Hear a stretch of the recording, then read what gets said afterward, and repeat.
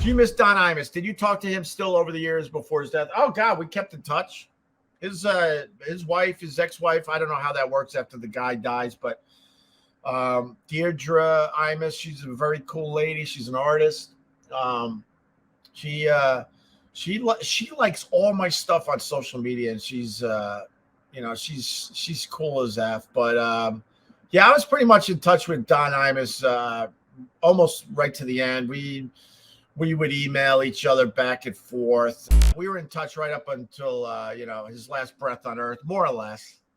Maybe in the last 6 months, not so much. But he would email me from time to time because he would ask me a question about this. Out of nowhere, he was obsessed with Howard Stern. And maybe I am to a point, sure. But, Howard did Imus dirty back in the day. So the reason why Imus loved me and definitely loved Anthony, but me and Imus actually ended up having a relationship. I ended up, I was living in Huntington, Long Island. All right, I'm trying to get all my thoughts together. I'm sorry. Like I said, I'm pretty tired today. So Imus was having a book signing at the book review in Huntington, Long Island. I was living in Huntington at the time. And I was like, man, I got to go to the book signing. So I knew it was like from 7 to 9 or whatever it was. So really late, right? Like right around that 9, right at the end of it, I walked into the book review, toe jam, and I got online.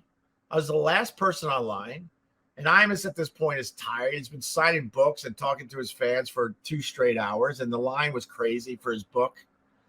And all of a sudden, I'm in front of him, and he looks up, and he recognized me right away. And I go, "Hey, I'm Opie. I want to meet you, Don." He goes, "Of course I know who you are." Long story short, they closed the book review, but a couple workers had to stay there for an extra hour. As we're sitting at that table, telling stories, laughing our asses off, and he loved that we took so many shots at Howard Stern. He's like, no one did that. He goes, no one had the balls to do that. And you guys took him on, and I love you guys for that. And then it started a lovely relationship. We ended up going on Imus's show a few times over the years. Opie lost a lot of money the past few years on rear view mirrors. Yeah, there you go, beer and humor. Thank you. And then we had an email thing going as well. And every once in a while, he would just email me some crazy story about Howard, or he would hear one of our rants about Howard, and he would laugh his ass off and basically say stuff like, just keep at it, keep bothering that guy. He loved all of it. So I got let go from SiriusXM, and he reached out immediately. And then I spilled my guts to Imus. I spilled my guts to Imus. I was definitely bummed that SiriusXM let me go, but they paid every penny. Gentleman's agreement. I'll say that every time. And because I was working with Carl and Vic, and I was just bummed. I was like, man, Don, I had another good show going, and that I really believed in, that could have been really huge, and blah, blah, blah, blah, blah. So I spilled my guts to this guy. And I was with Carl at the time. We were having sushi at Subway Sushi. And the rest is history. Let me just play the video from here.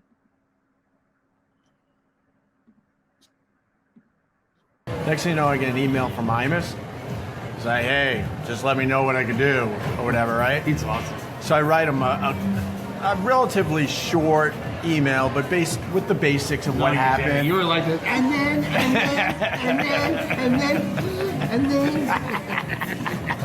You go old school typewriter.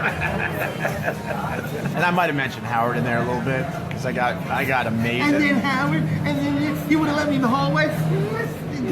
All of a sudden I get this email back. I swear to you, it said, back in the 80s at NBC, we caught Howard Stern picking his nose and eating it. Shut the fuck up. That's all he wrote after That was it. That's after I spilled my guts. spilled my guts about, I lost my That's the best job. thing ever to get This and that. And he goes, yeah, back in the 80s at NBC, we caught him picking his nose and eating it. And that was the whole email. Signed Imus.